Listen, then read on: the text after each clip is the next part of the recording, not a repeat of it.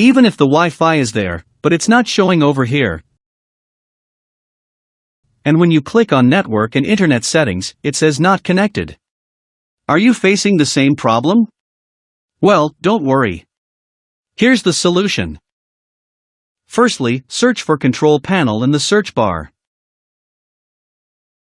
And open it. Once you open the Control Panel, make sure that the View By option is set to Category. Then click on View Network Status and Tasks over here.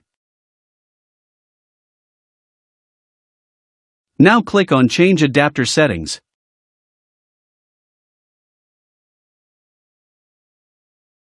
Now right-click on Wi-Fi and disable it. Again right-click on Wi-Fi and enable it. That's it. Now check for the available networks. And boom, it's showing the available networks perfectly fine.